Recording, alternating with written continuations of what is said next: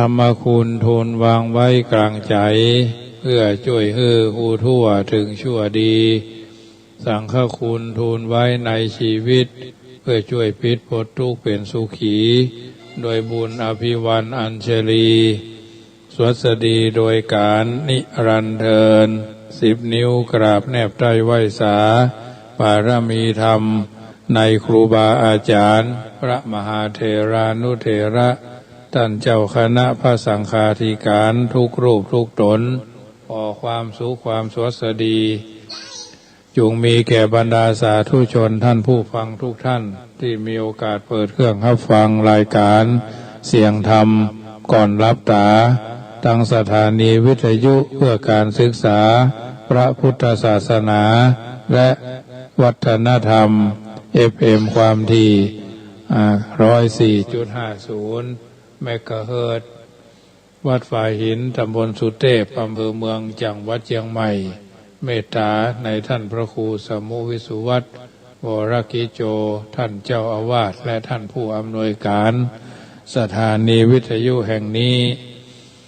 เป็นประจำเมื่อค่ำยามแรงของวันจันทร์วันอังคารวันเสาร์วันอาทิตย์วันจันทร์วันอังคารวันพุธและก็วันพฤหัสรายการเสียงธรรมก่อนรับตาดำเนินรายการโดยอัตมภาพพระมหาประสิทธามาภินันโทก็จะได้น้อมนำเอารายการดังกล่าวมามาจาอธิบายประคับประคองฉลองศรัทธาเพิ่มพูนบุญญาราศีส่วนธรรมัสวนานิสงส์บุญนั้นเกิดจากการฟังน้ำฟังธรรมเป็นประจำ19 นาฬิกา20 นาทีถึง20 นาฬิกาโดยประมาณรายการนี้ก็จะได้พลิกมาพบกับบรรดาญาติโยมสาธุชนเป็นประจำก่อนอื่นก็ขอประกาศอนุโมทนากับเจ้าภาพเจ้าศรัทธาที่เป็นมาร่วมทำบุญกฐินเนาะหมายมีคุณเอกชัยคุณวรรณอัมภัยดมดวงฤดีกิตติร่วมทำบุญกฐิน2 กองบ้านสันประซักอำเภอเมืองลำพูนโยมบดินทร์วรรณอัมภัยบ้านสันประซักอำเภอเมืองลำพูน1 กองนายกิตตเปรมอภิโชคยิ่งนสนันทิชาชอบจิตเด็กชายข้าเชนชอบจิตเด็กหญิงอนันยพรอภิโชคยิ่งอุทิศฐานนายขจรเกียรติชอบจิต2 กองละ99 บาทเนาะรัตดาวรรณอัมภัยประมูลวรรณอัมภัยพร้อมครอบครัวกฐิน1 กองรัตดาและพร้อมครอบครัวอุทิศหาพ่อบุญสงฆ์วรรณอัมภัยนางพิคูลวรรณอัมภัยประยูนวรรณอัมภัยวรรณาวรรณอัมภัยสุเมธวรรณอัมภัย2 กองโยมอัมภัยวรรณรัตดาวรรณอัมภัยอุทิศไปหาถวายภัตตาหารเนาะภัตตาหาร300 บาททำบุญกฐิน2 กองคุณคณะคุณโยมอัมภัยอุทิศไปหาอุ้ยถากาบแก้วอุ้ยมนกาบแก้วอุ้ยปังกาบแก้วลุงทองคำกาบแก้วมนตรีรุ่งเรืองวงศ์อดุลรุ่งเรืองวงศ์วีรพงษ์ดาวรุ่งลักษณะวิจารทำบุญทุกอย่างอุทิศหาเทวุเทวดา300 บาทแล้วก็ร่วมทำโรงทานพัดไทยวัดแม่นาลีแม่ลาคีเนาะอำเภอท่า2 ยาง120 บาทคุณโยมธนากรเอกไพฑูรย์พร้อมครอบครัว1 กอง100 บาทน้องไออุ่นพร้อมครอบครัวใน50 บาทณัฐวุฒิวิธีนส.พัชรพรปัญญาธรรมพร้อมครอบครัวนส.ศรีวันทาใหม่แม่เกตทาใหม่นี่ผลทำบุญ3 วัดนางเย็นจิตคำลือกาศอุทิศไปพร้อมครอบครัว100 บาทแม่หลวงสุนิตแม่หลวงสุพินปวงยานะปากบ่องผาสางร่วมทำบุญแถม100 บาทอันนี้ได้รับไว้เป็นเจ้าภาพกฐินเนอะคนละกอง2 กองเนาะโยมแม่แดงจิรพันธ์จำปาสันทรายมูลร่วมทำบุญกฐิน5 กองพระป่าสถานี100 บาทอันนี้ก็อนุโมทนาตัวนะกับบรรดาญาติโยมที่เพิ่นร่วมทำบุญกันมาคนละเล็กคนละน้อยคนละนิดคนละหน่อยเพราะฉะนั้นถือว่า เพราะฉะนั้นญาติโยมท่านผู้ฟังทั้งหลายทำบุญสุนทรทานทำบุญหยาดน้ำขินทานหลวงหลายจักได้สบายเกิดสุขภายหน้าก็มาวันก่อนนั้นก็มามีโยมแม่ครูเนาะโยมแม่ครูธัญญาทองอิ่ม300 บาท300ปารมีแม่ครูจุดามาศวงศ์ศิริ300 บาท300บารมีอันนี้พระกฐินนะกฐินคนละ3 กล่องทำบุญพระป่าสถานีแม่ครูธัญญาทองอิ่ม100บารมีแม่ครูจุดามาศวงศ์ศิริ100บารมี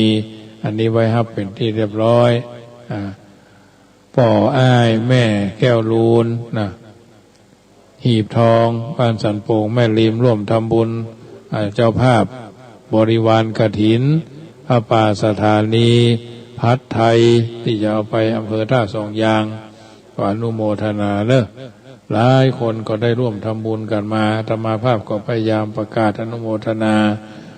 ส่วนสถานีวิทยุขึ้น96นี่ญาติโยมตั้งแต่วันพุธนี้ไปก็จะได้จัดติดกันไปเลยวันจันทร์บ่าย2ถึงบ่าย3วันอังคารบ่าย2ถึงบ่าย3วันพุธก็บ่าย2ถึงบ่าย3จะได้ติดและจะได้จัดต่อเนื่องต่อเนื่องนะบางเทื่อมันโดดไปเนาะขึ้น96นะบางเทื่อจัดวันจันทร์หยุดไปวันพัดต่อวันศุกร์เนี่ยมันข้ามวันพุธวันพัดเนี่ยวันการวันพุธวันแล้วก็ไปมีวันพัดวันศุกร์เว้นวันเสาร์วันอาทิตย์ไปมีวันจันทร์เนี่ยก็เลยผู้จัดการผู้อำนวยการสถานีวิทยุก็เลยจัดใหม่ญาติโยมได้ฟังกันอย่างต่อเนื่องมีครูบาอาจารย์ตนใหม่เข้ามาก็มีแต่ท่านก็ฟังเอาอรรถสาระเนื้อที่มันเป็นประโยชน์อย่าได้เป็นประทีปธรรมนำชีวิตของหมู่เฮาเราเจ้าข้าไปตามลำดับวันพรุ่งนี้อาตมาภาพก็จะเริ่มต้นเรื่องของบารมีเนาะให้ญาติโยมได้ฟังเมื่อตะคืนนี้ได้เรื่องเกี่ยวกับน้ำธรรมคำสอนว่าทำได้ด้วยใจกล้านะคนเฮาแสดงว่ามีความกล้าที่จะทำความจริงความดีเนาะเรื่องมันก็เกิดขึ้นว่าช่างดอกไม้ที่ได้เคยให้ญาติโยมฟังกันไปเนาะช่างดอกไม้ชื่อว่านายมาลักสุมาณะทำหน้าที่เป็นนายมาลาการประจำราชสำนักพระเจ้าพิมพิสารตอนเจ้าถึงวันเขาจะจัดดอกมะลิไปถวายพระเจ้าพิมพิสารวันละ8 ธนาน8 ก๋วย8 บุงเนาะและได้ค่าจ้างวันละ8 กหาพนะในตอนเจ้าวันหนึ่งคณะที่เขากำลังนำดอกมะลิเข้าไปเพื่อจะถวายพระเจ้าแผ่นดินตามปกติพระพุทธเจ้าได้เสด็จออกบิณฑบาตไปตามถนนพร้อมด้วยภิกษุสงฆ์จำนวนนักทรงเปล่งพระชาพันนรังสีรอบพระวรกายโดยพระพุทธานุภาพยิ่งใหญ่และด้วยพุทธลีลาอันยิ่งใหญ่ตามข้อเท็จจริงบางครั้งสมเด็จพระผู้มีพระภาคเจ้าเมื่อเสด็จออกบิณฑบาตจะทรงเปล่งพระรัศมีชาพันนรังสีไปโดยเช่นอย่างที่เสด็จไปที่เมืองกบิลพัสบางครั้งจะทรงพิษพระรัศมีเสด็จไปตามธรรมดาเหมือนภิกษุทั่วไปเช่นอย่างเสด็จไปพบพระองคุริมานโจรแม้ในวันนั้นทรงเปล่งพระรัศมีเข้าในเมืองราชคฤห์นายมาลาการได้หันพระพุทธเจ้าผู้ทรงพร้อมด้วยมูลด้วยมหาภูริสลักษณะงดงามด้วยพระสิริอนุพยัญชนะ80 ประการก็มีจิตใจเลื่อมใสขึ้นว่าควรจะบูชาพระพุทธเจ้าด้วยอันอย่างดีเมื่อบาหันสิ่งอื่นนอกจากดอกมะลิที่ตนถืออยู่จึงกึศบูชาด้วยดอกมะลิเหล่านั้นและก็กึศแต่ว่าดอกมะลิเหล่านี้เป็นดอกไม้สำหรับบำรุงพระราชาเป็นประจำเท้าบูชาพระพุทธเจ้าแล้วพระราชาก็จะประสงค์ได้ดอกมะลิในวันนี้เมื่อเป็นดังอี้พระองค์จะจองจำเฮายับเฮาไปขังคอกนี่ล่ะเพื่อฆ่าเฮาเสียก็ได้หรือไม่อย่างอันก็จะเนรเทศเฮาไปออกไปอยู่เมืองอื่นเหียกึดแล้วก็ลังเลในที่สุดก็ตกลงใจบูชาพระพุทธเจ้า ยอมสละชีวิตพระเจ้าแผ่นดินจะลงโทษยังไงก็ยอมเกิดว่าพระเจ้าแผ่นดินพระราชทานเงินให้แก่เฮาก็พระราชทานพอเลี้ยงชีพในปัจจุบันเท่าอันแต่การบูชาพุทธเจ้าอาจจะเป็นไปเพื่อประโยชน์เกื้อกูลเพื่อความสุขความเจริญแก่เฮาในหลายโกฏกับเลยทีเดียวไม่ใช่นับได้นับปะนับได้นับเจอตกลงใจแล้วก็ล่าเริงเบิกบานใจเข้าไปหาพระพุทธเจ้าแล้วทรงบูชาด้วยดอกมะลิเหล่านั้นที่ต้องรีบถวายเพราะเกรงว่าหากมัวกึดจ้าไปจิตใจใส่อาจจะแปรเปลี่ยนเป็นอื่นไปก็ได้อันนี้นับว่าเป็นความฉลาดของนายมาลการผู้เป็นนายช่างดอกไม้เพราะปกติจิตใจของคนเฮามักจะเปลี่ยนไปเรื่อยๆโดยง่ายกึดจะไปทอดกฐินวัดนั้น300,000เอาไปเอามาได้ยินข่าววอแวเอาละเหลือ100,000เดียวก็เพราะเนี่ยก็จะถวาย100,000ได้ยินข่าววอแวว่องแว่งถวาย50,000ก็พอละอย่าเกิดเป็นอย่างนี้จิตใจกวัดแกว่งเหมือนดุจลิงนะเพิ่นว่านะออกจากบ้านที่มีศรัทธาอยากจะทำบุญเต็มที่พอไปหันมายังบ่ถูกใจบ่เป็นเรื่องใบดังใจบ่ได้เกณฑ์สังพ่องเนี่ยบ่ได้เกณฑ์สังพ่องบ่ได้จุดธูปจุดเทียนบูชาไฟไหว้พระพ่องบ่ได้กำผ้าไตรพ่องเนี่ยบ่ได้ประเคนอันนั้นอันนี้เป็นโคตรเป็นเกียรติบางทีบางครั้งเพื่อนบอกนามชื่อก่องอนก่อโคตรนะเนี่ยญาติโยมมันเป็นเรื่องที่กว่าจะได้บุญได้บารมีนี่ไม่ใช่ของธรรมดานะญาติโยมบางคนบางท่านใส่ซองมา200พอเพื่อนประกาศคุณแม่ขออย่างอันอย่างอีคุณแม่ขอเป็นอย่างอันนี่เอาละเปลี่ยนซองท่านเจ้าซองใหม่มีก็ขอเปลี่ยนซองก็แล้วเสียนซองจาก300ยูยี่ใส่กระโถนเนี่ยเอาใส่500หรือไม่ใส่มา500ก็เพิ่นว่าเลยใส่1,000เนี่ยเพิ่นใส่1,000อาตมาภาพก็มีนะเพิ่นมาทำบุญสุนทรทานโคศกเพิ่นดีหน่อยเนาะคุณแม่คุณแม่ขอเป็นผู้มีศรัทธาวิริยะอุตสาหะหนักแน่นในทานในศีลในภาวนานะใส่3,000เปลี่ยนเป็น5,000ทันทีญาติโยมก็ยังมีอยู่นะอุบาสิกาคนนั้นนะเดี๋ยวนี้เพิ่นเป็นคุณหญิงไปละก็จ้างเพิ่นเถอะเพิ่นก็บ่ได้มาแลเหลียววัดเฮาเพราะว่าเพิ่นจะต้องเมื่อแม่หญิงบางคนมานี่จะต้องปูโต๊ะจังโต๊ะลุยมาดอกปูพรมปูโต๊ะลุยซ้ำวัดอาตมาซ้ำบ่มีเลยบ่มีลุยมีเลยอย่างสักอย่างมีเก้าอี้ไม้ซักอย่างดีละชุดละ2,000เท่านั้นโต๊ะหลุยเก้าอี้หลุยตัวเป็น 3-4 พันวะนะ 4,500 ก็มี 3,500 ก็มี 5,500 ก็ได้10,000ปลายก็มีได้ก็มาเอาแล้วญาติโยมเพราะฉะนั้นอันนี้ก็เป็นแล้วแต่ดุลพินิจบ่มีถึงขั้นนั้นนะแต่ถ้าว่าถ้าเจ้าฟ้าเจ้าแผ่นดินผู้ลากมากดีมาได้มากินมาทานวัดเขาก็จะไปยืมวัดพระบาทตาผ้าวันนั้นนะเพราะฉะนั้นอันนี้ก็เป็นอย่างหนึ่งที่ทุเจ้าอาวาสแต่ละวัดบางทีบางครั้งจะต้องเอาอย่างอันจะต้องเอาอย่างนะจะต้องทำไปตามนั้นขีดเส้นคือตู้หลวงวัดนั้นเนี่ยถ้าบ่ได้ตามใจนะพ่อถ้าเป็นโคตรเป็นเกียรติเป็นงอดงอแงดบางเทื่อเนี่ยเหมือนขี้เดียนถูกเสียมันญาติโยมมันมีนะเพราะฉะนั้นเนี่ยถ้าเรากล้าทำเราก็ได้บุญแหละอันเนี้ยถ้าเราตั้งใจจะทำตักตกลงโปร่งใจจะทำหั่นทำนี่กับวัดไหนตู้เจ้าพระสงฆ์ตนใดถ้าทำให้บุคคลนี่ทำส่วนบุคคลนี่มันจังบางเตื้อบางครั้งก็อย่างว่านะถ้าคนประพฤติปดีเนี่ยเขาก็จะเสียความรู้สึกละแต่ถ้าทำกับวัดกับว่ามันถึงอยู่หั่นถวายวัดหรอมันก็อยู่วัดหั่นน่ะอันนี้อาตมาภาพจึงนำเสนอให้ญาติโยมว่าอันเนี้ยศรัทธาตกศรัทธาเท่าคิดจะกินจะทานตั้งใจแท้บางทีบางครั้งมันบ่ได้ดังใจเขาก็ต้องทำใจลูกหลายพ่อหลายแม่หรอกศิษย์ต่างครูต่างลาศิษย์ต่างครูตำราอาจารย์ต่างวัดตำราก้อมจังเปลี่ยนไปของไปของมันบางวันทีบางครั้งพ่อน้อยพ่อหนานพี่น้อยพี่หนานพ่ออาจารย์ล่ามวัดเลขวัดนี่ก็เป็นตัวสื่อจัดดีแหละที่ฟังรายการขึ้น104นี่นะบางคนนี่เพิ่นเข้าใจเนาะ ส่วนเรื่องกฐินก็ญาติโยมก็ทยอยกันมาหอมคนละกองสองกองอยู่เป็นระยะนะได้เท่าใดบ่ได้เท่าใดก็จะมันเถอะจะว่าโยมแม่เชียงใหม่เพิ่นก็หอมค่าไฟมา3,000เนาะ3,000ปลายยังติดค้างค่าไฟเพิ่นสรุปแล้วมัน3 เดือนเนาะ7,000ปลายก็โยมแม่เพิ่นหอมมาแถมเพิ่นบ่ประสงค์ออกนามเนาะเอาก็บ่กล้าจะถามชื่อเพิ่นหอมมา 3,000 กว่าบาทเป็นคนภาคกลางนะหอมมา 3,000 อาตมาภาพก็เอาไปชำระตามนั้นนะยังเหลือทำ 4,000 กว่าบาทเพราะมัน 7,000 จากเดิมมัน 9,000 เนาะเพิ่นหอมลด3,000 2,500 เหลือ 3,500 เหลือ 2,500 2,500 3 เดือนเนาะอันนี้ติดกากไฟกันอย่างเพิ่นไว้ก็เอาไปเสียก็ยังทำ 4,000 กว่าบาทอันเนี้ยก็บอกคือแจ้งคือญาติโยมได้ทราบว่าจะได้ก็ไปตามนั้นบางทีบางครั้งเขาได้ที่ไหนมาก็ถั่วเฉลี่ยกันไปนะอันนี้วันพรุ่งนี้ก็จะต้องวันเพิ่นบ่คือเกินวันที่15เนาะบางทีบางครั้งก็บ่คือเกินวันที่20เพิ่นก็จะโทรศัพท์มาเช็ค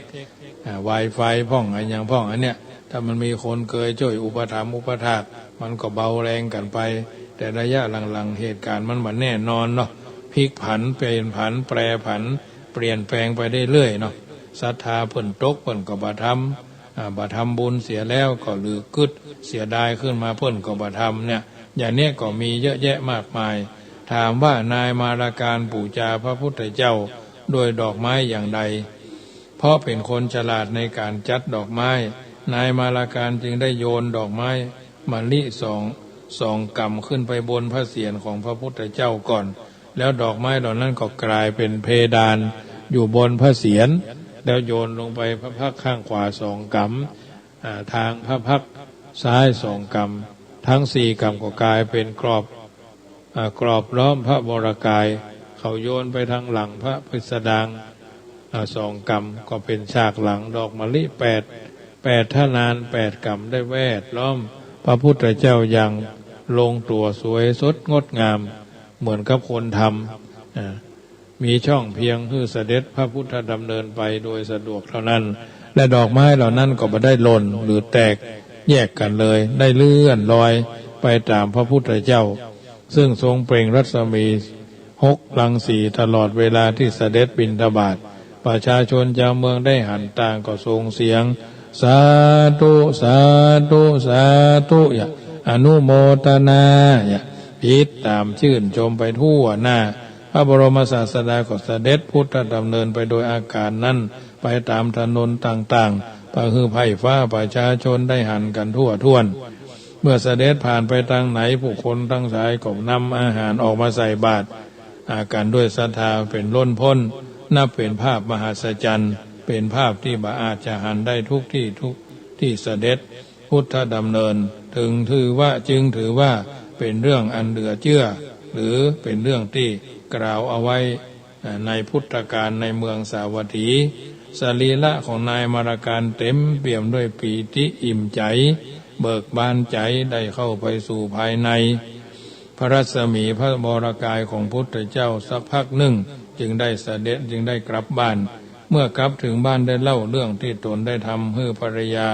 ฟังเพื่อนางจะได้ชื่นชมโมทนาเสียงผู้คนอื้ออึงติดตามพุทธเจ้าไปยังคงมีอยู่บ่ขาดสายได้กล่าวว่าพระราชาจะฆ่าจำคุกหรือเนรเทศอย่างใดก็ยอมแล้วแต่ภรรยาของนายมรการเป็นคนโง่เขลาบ่มีศรัทธาในพระพุทธเจ้าบ่เลื่อมใสในอิทธิปาฏิหาริย์ที่จะเกิดขึ้นบนถนนตามที่สามีเล่าได้ยินเสียงเรื่องเข้าแล้วก็โกนด่าอย่างสาดเสียเทเสียว่าโอ้ไปเนี่ยอย่าอันได้เฮ้ยอ้ายเฮ้ยการฆ่าตัวตายและทำให้ครอบครัวเดือดร้อนเป็นการฆ่าตัวตายก็เป็นการทำให้ครอบครัวเดือดร้อนคันแล้วก็พาลูกๆไปยังพระราชวังพอเข้าไปเฝ้าพระเจ้าอยู่หัวแล้วรับโอกาสแล้วก็เข้าไปถวายบังคมพระแล้วกราบทูลเรื่องราวให้ทรงทราบสุดท้ายได้กราบทูลว่าตนได้ด่าว่าเขาแล้วทำไมบ่เหมาะบ่สมควรเป็นการหมิ่นพระบรมเดชานุภาพได้ตัดขาดจากเขาแล้วนางกราบทูลนี้แล้วคิดว่าตนและลูกๆมาได้หันด้วยกับสามีและมาได้มีส่วนร่วมในการทำความผิดครั้งนี้จึงบอกควรจะได้รับโทษอันใดจากพระราชา ราะบ่ได้เกี่ยวข้องกันซึ่งเป็นความคิดและเป็นการกระทำที่หันแก่ตัวอย่างยิ่งของผู้เป็นภรรยาพระเจ้าพิมพิสารทรงเป็นอริยสาวกจันโสดาบันถึงพร้อมด้วยศรัทธาบักคลอนแคลนเมื่อฟังนางกราบทูลแล้วก็ทรงดำริว่านางคนนี้เป็นงนโง่เขลาหันแก่ตัวแท้ๆและบ่จริงใจกับสามีทั้งที่ได้อยู่กินสุขกินดิบได้นอนเป็นตัวหนึ่งตัวเดียวกันแล้วเรายังรับฟังอย่างปกติเมื่อนางกราบทูลจบแล้วก็ทรงทำเป็นกริ้วนายมารการรับสั่งให้นางออกไปจากนั้นทรงรีบเสด็จไปเฝ้าพุทธเจ้าซึ่งเสด็จอยู่บนถนนถวายบังคมแล้วเสด็จตามพุทธเจ้าไปตลอดพุทธเจ้าทรงเสด็จไปทางประตูพระราชวังผ่านพระลานหลวงพระเจ้าพิมพิสารจึงทูลนิมนต์ให้เสด็จเข้าไปในพระราชมณฑลเพื่อถวายภัตตาหารแต่พระบรมศาสดาทรงมีพระพุทธประสงค์จะประทับที่พระลานหลวงเท้าเธอจึงรีบให้พวกราชบุรุษตั้งประรำขึ้นโดยทันทีแท้จริงพุทธเจ้าทรงมีพระพุทธประสงค์จะประกาศคุณงามความดีของนายมารการให้ปรากฏแก่มหาชนในอันที่จะเปิดเผยอย่างกว้างขวางเช่นพระลานหลวงเพราะพระพุทธเจ้าทั้งหลายเท่านั้นย่อมอาจแสดงคุณงามความดีของผู้มีคุณทั้งหลายให้ปรากฏได้อย่างกว้างขวางส่วนคนทั่วไปแม้จะมีจิตใจงดงามเมื่อกล่าวคุณงามความดีของคนอื่นมักจะออมคำพูดกล่าวเพียงสั้นๆพอให้ทราบเท่านั้นเมื่อประรำพร้อมแล้วพระเจ้าอยู่หัวทรงอังคาดพุทธองค์และพระสงฆ์เมื่อทรงเสร็จภัตกิจแล้วพระพุทธเจ้าได้ตรัสอนุโมทนาชื่นชมยินดีบุญบารมีของนายมารการอย่างกว้างขวางเป็นเครื่องดึงดูดศรัทธาและความพึงพอใจในการทำความดีของนายมารการช่างดอกไม้ผู้มีบารมีจากนั้นพระเจ้าพิมพิสารได้ตรัสชมเชยนายมารการว่าได้บูชาพุทธเจ้าไปแล้วไปนั่นเท่ากับเสียสละชีวิตบูชาพุทธเจ้าชื่อว่าเป็นมหาบุรุษโดยแท้แล้วทรงพระราชทานของที่สมควรแก่เขาอย่างละ8อย่างละ8กอดจ้าง8เชือกม้า8ตัวทาส8คนนางทาสี8คนเครื่องประดับใหญ่แม่หญิงที่นำมาจากราชตระกูลบ้านสวย8ตำบลและเงินแถม8,000กหาปณะในตอนแรงพระสงฆ์ได้สนทนากันในโรงธรรมสภาว่าการกระทำของนายสุมาณะน่าอัศจรรย์เขาสละชีวิตเพื่อพระพุทธเจ้าการบูชาด้วยดอกไม้แล้วได้รับพระราชทานสิ่งของอย่างละ8ในคณะนั่นเองก็น่าอนุโมทนาเมื่อพระบรมศาสดาเสด็จไปยังธรรมสภาแล้วตรัสถามเรื่องที่พระสงฆ์โจทนากันคันทรงทราบแล้วได้ตรัสว่าอย่างนั้นแหละภิกษุทั้งหลายคนเฮาทำกรรมอันใดแล้วบ่มีความเดือดร้อนในภายหลังมีแต่ความโสมนัสเท่านั้นที่จะเกิดขึ้นทุกขณะที่ระลึกถึงกรรมหันปันนั้นอันบุคคลทำโดยแท้ดังนี้แล้วจึงตรัสพระคาถาว่าตัญจะกัมมังกตังสาธุยังกัตตวาสาธุนัปปติยัสสะปฏิโตสุมโนวิปากังปฏิเสวติบุคคลใดทำกรรมใดแล้วย่อมบ่เดือดร้อนในภายหลังและเป็นผู้อิ่มเอิบ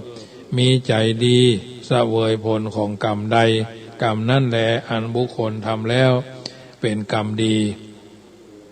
จึงนำมาเสนอเป็นนิทัศนะอุทาหรณ์กับบรรดาญาติโยมสาธุชนท่านผู้ฟังทุกท่านได้ยินได้ฟังน้ำธรรมคำสอนจากรายการเสียงธรรมก่อนรับตาประจำเมื่อค่ำยามคืนของวันอาทิตย์ที่10เดือนตุลาเดือนเกียงเหนือออก4ค่ำเนาะวันพรุ่งนี้ก็เป็นวันจันทร์5ค่ำวันที่13ก็เป็นวันคล้ายวันสวรรคตของในหลวงรัชกาลที่9พระภูมิพลอดุลยเดชมหาราชผู้ทรงพระคุณนันประเสริฐแต่ละวัดแต่ละวาเพื่อก็คงจะมีการทำบุญตักบาตรอาตมาภาพก็คงจะไปบิณฑบาตใน3หมู่บ้านบ้านพระมูลบ้านบ่อหินบ้านพระบาทตามที่จะพึงได้ญาติโยมก็คงจะใส่บาตรกันเท่าที่ทำได้ วันที่14ก็เป็นวันศีลเนาะเดือนเกี่ยงแฮมออก8 ค่ำเพราะฉะนั้นในช่วงนี้ญาติโยมสาธุชนได้ยินได้ฟังรายการเสียงธรรมก่อนรับตาก็ดีเสียงธรรมะในชีวิตประจำวันก็ดีเสียงธรรมรับอรุณก็ดีเสียงธรรมนำสุขก็ดีที่ธรรมภาพดำเนินรายการก็ขอประชาสัมพันธ์จะได้ทอดกฐินในวันที่23ก็มีคุณโยมแม่เอื้องไพชัยยองบ้านโฮงทำบุญมา10,000 บาทแม่โยมแม่วันนาอำเภออัมพวาจังหวัดสมุทรปราการมาร่วมทำบุญเป็นเจ้าภาพเครื่องกฐินบางอย่างจำนวน20,000 บาทขออนุโมทนาทั้งนี้ทั้งนั้นแต่ละคนแต่ละท่านขอห้อมกันมาคนละน้อย2 น้อย2,564 ของละ99 บาทพ่อบ่ได้ไปปาลบกับไผว่าจะมาเป็นเจ้าภาพความจริงวัดจังกรรมก็มีรายจ่ายที่รออยู่ประมาณเกือบ300,000เนาะเพราะว่าจะได้ต่อหน้ามุกหน้าวกหน้าวางที่วัดจังกรรมยังบัดแล้วเตื้อส่วนวัน2 วันนี้เจ้าฟ้าก็คงจะมาแต่ว่าพวกก็มาตั้งนั่งร้านนะจะได้ใส่ฟันลมใบละกานักขตันกระดิ่งเนาะนี่ก็แจ้งให้ญาติโยมได้ทราบกระดิ่งก็ยังทำ40 แก่นฟันลมก็ยังทำ13 ตัวนักขตันหรือคันถวยก็ยังทำ15 ตัวเจ้าฟ้าก็มีเจ้าภาพแล้วเนาะอันนี้วันที่23 ตุลาก็ขีนตาลนะส่วนหนึ่งก็กฐินวัดจังกรรม2,564 ของเราก็จะได้จำกัดคนโดยเนาะว่าคือเกิน50ถ้าเกิน50ก็ต้องทำเรื่องทำราวไปเพราะฉะนั้นเป็นการประหยัดเวลาโดยวันที่25ก็กฐินวัดหลวงพ่อโชคใหญ่ทันใจที่สำนักใกล้ๆวัดจังกรรมเนี่ยซึ่งวันไปหน้าต่อไปก็จะได้รวมเป็นวัดเดียวกันอันนี้ก็เป็นคนของคุณโยมแม่วันนากับท่านพระครูวิจิตรสุพรรณพรเพื่อได้ถึงแก่มรณภาพไปเนื้อที่ก็ประมาณ10 ไร่นะ10 ไร่15 ไร่ก็ได้สร้างเป็นสำนักปฏิบัติธรรมขึ้นมาอันนี้ก็วันที่25ก็จะทอดกฐินวันที่23นี้ส่วนที่1ทอดกฐินวัดจังกรรมส่วนที่2จะได้รวบเป็นกองผ้าป่าประเดี๋ยวนี้ก็ยังแถมประมาณ5,000 บาทเนาะปัจจัยยังทำ5,000 บาทก็จะครบ 10,000 เนาะธรรมาภาพได้ตั้งเป็นต้น3,000ญาติโยมหอมเข้ามาทำ2,000ประเดี๋ยวนี้ก็เหลือทำ5,000นี่ก็ต้องการทำ50 คนเนาะคนละ100เนาะ99 บาทก็จะไปถวายในกองทุนของการบูรณะอาคารสุเทพสุธรรมเนาะสุพรหมสุเทพสุธรรมที่อำเภอเมืองเชียงใหม่ควงพญาเมืองลายธรรมาภาพได้พาลบไว้ว่าจะถวาย10,000เป็นปีละ10,000เนาะปีแล้วก็ได้10,000ปลายปีนี้ก็แล้วแต่บุญวาสนาเจ้าพ่อครูบรรลบมาก็คือดำเนินรายการวันจันทร์วันการวันพุธ3 วันรวดนะวันพุธก็จะได้รายละเอียดที่ขึ้น96ทำกรรมคืนนี้ญาติโยมได้ยินได้ฟังน้ำทำคำสอนแล้วเป็นจะได้พ่องก็ทักทายเข้ามาก็ได้เนอะเหลือทำ3 นาทีสุดท้ายก่อนนำรายการจากท่านไปจะได้ออกก่อนเวลาเพราะว่าเลยเวลาเพิ่นมาหลายเตื้อเกรงใจเพิ่นเนาะเหลือเวลาปกตินี่จะเข้าหลังเข้า5 นาทีแล้วก็ออกก่อน5 นาทีนะเป็นธรรมเนียมปฏิบัติพระผู้จัดรายการทุกที่ทุกสถานีว่าคฤหัสถ์ญาติโยมเพิ่นถ้าเป็นชาวบ้านนี่เพิ่นจะโฆษณาเนาะถ้าเป็นชาววัดนี่เพิ่นบ่ได้โฆษณาเพิ่นก็ประชาสัมพันธ์เนาะสิ่งใดสิ่งหนึ่งถ้ามันเป็นของดีเฮาก็ทำกันอย่างต่อเนื่องเป็นลำดับลำดาไปวันนี้ก็คิดว่าเป็นมงคลแล้วจะได้ปั่นโจกไว้ใจให้ญาติโยมเนอะเพื่อได้นำเอาสิ่งที่ดีที่งามไปเป็นสรณะเป็นที่พึ่งเพื่อเอาท่านทั้งหลายได้อยู่สุขสบายว่าสัพปีติโยสัพพะเสนียดอุบาทไล่บิวัจจันตุโคตรคายย้ายหนีสัพพโรโคสัพพโรคภัยและอุบาทวินาศสันตุจงวินาศหายไปมาเตภวัตวันตรายโยอันตรายใดอย่ามาใกล้มาเกิ้งมาปิดมาบังสุขีทีกาอยู่โกภาวะสุขเกษมใจมีอายุได้ยืนยาวอภิวาทนาสีลิสนิจัง ผู้ใดได้กราบได้ไหว้วันธนาทุกเจ้าค่ำวุตตาปัจจายิโนต่อผู้จำเริญเท่าแก่วุตตาปัจจานจัตตารโอธรรมาพระธรรมโอฬารทั้งสี่จะเป็นชัดแก้วขี้มุงหัววัฏันติจักจำเริญกับตัวกับตนทุกค่ำทุกเจ้าอายุเที่ยงเต้าหลายขวบเข้าวาสามีวันหน้าพาเลิงล่าเลิงลื่นผิวพรรณผ่องจื่นอัตตาสุขังมีสุขาเกษมใจมีพลังอันใหญ่ปราบสิ่งร้ายหมู่ภัยมาร เพื่ออยู่สุขสำราญกันทั่วหน้าสัพเพเตโรคาขอเหตุอุปัฏฐวะกังวลมวลมากเพื่อปราศจากสูญหายสัพเพเตพยาพยะหลายน้อยใหญ่อย่ามาลุกไล่เบียดเบียนตนสัพเพเตอันตรายาสัพพะกังวลอันตรายใหญ่น้อยวินาสันตุจงขับไล่หนีคือไปสัพเพเตอุปัฏฐวาอุบาทจันไรสิ่งร้ายวิวัตจันตุจงโคตรคายไล่หนีสัพเพเตทุนิมิตายามรับไปฝันหลากนิมิตร้ายหากลาวีปารายันตุจงอย่ามีแก่ท่านสัพเพเตอวมังกาลาอวมังกาลาท่านกำลังติดตามรับฟังสถานีวิทยุกระจายเสียงพระพุทธศาสนาแห่งชาติและสังคมคลื่นเพื่อการศึกษาพระพุทธศาสนาและวัฒนธรรมระบบ FM 104.5 เมกะเฮิรตซ์รายการต่อไปเป็นรายการส่องธรรม